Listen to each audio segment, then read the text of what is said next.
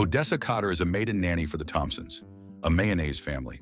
Like all black commuters, she sits at the back of the bus when she commutes to work, leaving the front for the big back white man who apparently need all that space. One day in Montgomery, Alabama, in 1955, with the couple Norman and Miriam Thompson busy with work and cocktail party preparations respectively, Odessa accompanies 7-year-old Mary Catherine Thompson and her 2 friends at Oak Park. There, a police officer sporting a hat to hide his early receding hairline berates Odessa for being in a whites-only park, forcing her and the kids to leave. Hearing about what happened, Miriam calls the police commissioner about the incident. This leads to the bird-looking officer visiting the Thompson residence to apologize to Miriam, Odessa, and the kids. Odessa over here looking sad and demure when I know she wanted to slap that officer back to Europe. Later at the cocktail party, Norman's brother Tunker comments and jokes about their black bartender, leading Miriam to tell him about the park incident. Tunker looking like he got that gay lisp going on. When Tunker comments that it's wrong to make a white officer apologize to a black maid, Miriam defends Odessa and says she ain't gonna let no white twink tell her what to do. One day in December, the city bus management asks all black people not to ride their buses on Monday, following the second incident of a black woman getting apprehended for refusing to give her seat to a white person. Odessa's husband, Herbert, who works at Montgomery Glass Company, is informed by his co-worker that the woman arrested is Rosa Parks, and Robert Freeman was there too. Later, during their family dinner, Herbert shares with Odessa, their teenage daughter Selma, and young sons Theodore and Franklin, that he's tired of how they're treated by crackers. Wanting segregation to end, the black community begins to boycott the city buses. Her son wonders if he can skip class now that he can't ride the bus. Whoopi Goldberg said she about to whoop his ass if he skips school. On Monday, Odessa calls Miriam to inform her that she'll be late for work. Since Miriam badly needs Odessa on Mondays, she offers to pick her up since she's going to the market anyway. Later, Odessa walks home in her heels and her family sees her feet bleeding. After dinner, Odessa, Herbert, and Theodore attend the mass meeting at the church, where preachers boost their morale, saying the boycott is their weapon against oppression, which is the most effective form of protest. Just look at Target fighting for their lives on TikTok. Like everyone else, Odessa starts walking to work at the crack of dawn, and her fellow maid Claudia, who gets a ride from her husband, is shocked to learn about it, knowing how far her house is. Odessa tells her that she hated it at first, but it felt good afterwards, and that she's inspired. Because of this, Claudia teases Odessa when she catches her falling asleep while washing the dishes. Odessa also removes her shoes whenever she can to rest her feet. Exhausted, Odessa shares with Herbert that she is thinking of asking Miriam for some days off, prompting him to warn her that she may lose her job because of it. She tells him that Miriam isn't bad and cites the park incident, but he tells her that the officer only apologized to her because of Miriam. Still, she considers asking for days off because she's always too tired to do the cooking and cleaning when she gets home. Yes, I do the cooking, yes, I do the cleaning. After noticing that the boycott is affecting Odessa's performance and seeing bandages on Odessa's feet, Miriam tells Odessa that she goes to the curb market early on Tuesdays and Fridays and offers to give her a ride in the morning on those days to lessen her fatigue until she can ride the bus again.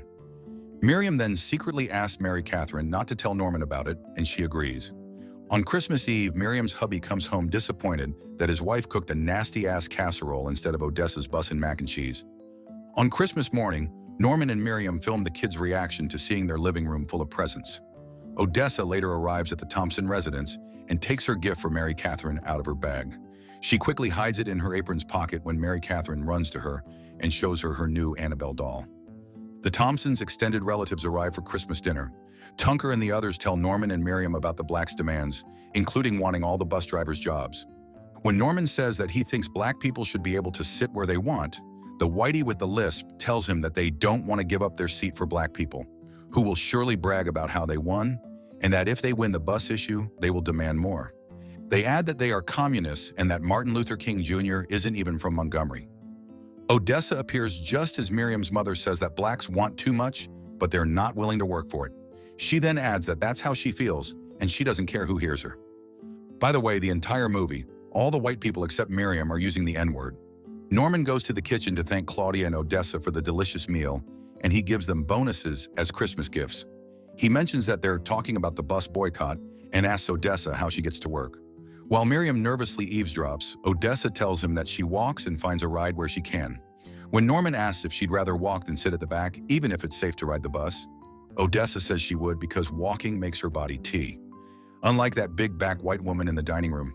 When he returns to the table, Norman tells everybody that he sees their point, but he can't blame Odessa because she's not a problem.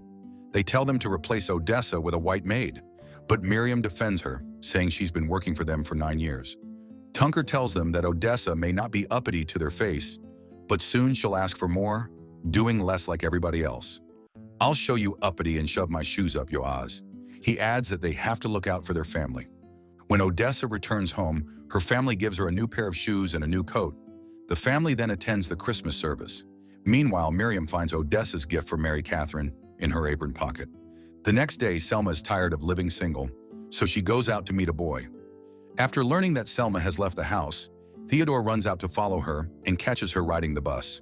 Theodore returns home, breaks his piggy bank to get money for a cab ride, and orders Franklin not to tell anyone that they left. It's just Selma and an old white couple on the bus. A few minutes later, 3 James Dean wannabes enter the bus and see Selma. They start harassing her, demanding that she call them sir, to which she complies. When the driver calls them out, one of them tells him that Selma is sitting where he wants to sit when she's supposed to be sitting at the back. He stops the bus and opens the doors, prompting the frightened Selma to immediately run out. After reprimanding them for their behavior, he kicks them out of the bus. After the bus leaves, the boys spot Selma running away. They run after her and start physically bullying her, and white witnesses don't intervene. Selma manages to run away, but they catch up to her and corner her. Theodore finds them and intervenes, resulting in Theodore, who purposefully doesn't fight back, getting beaten up until he's on the ground spitting blood. "Y'all, my blood boiling."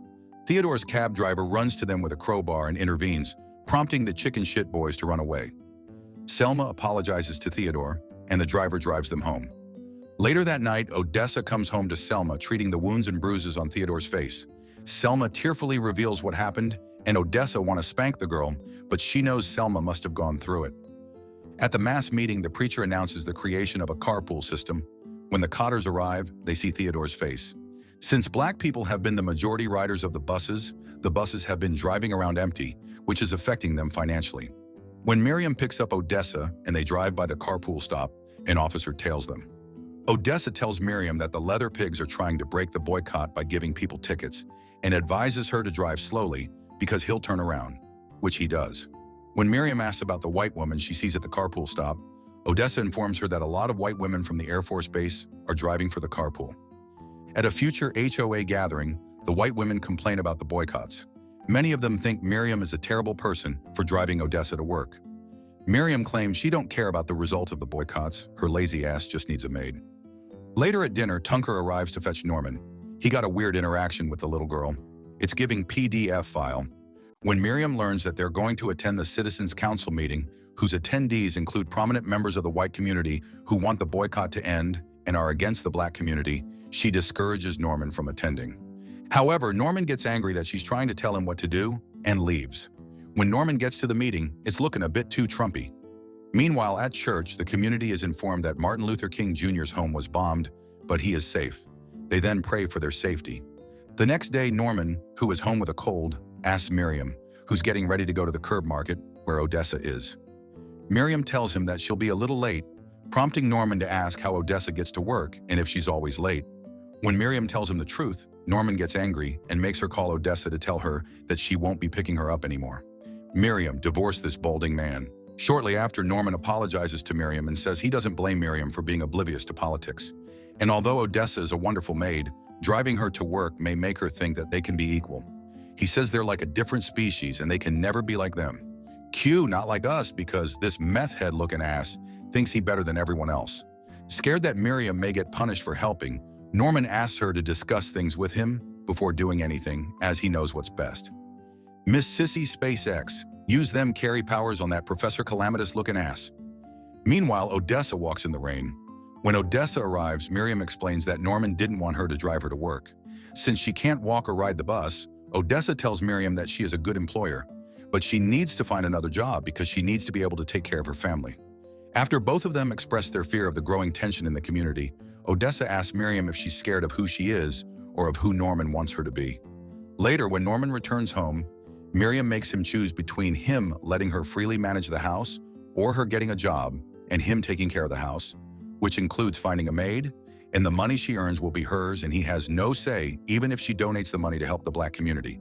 This upsets Norman's snowflake ass, who moves into their spare room. Despite Odessa's warning and discouragement, Miriam joins the carpool, driving for black people 5 to 6 days a week without Norman's knowledge.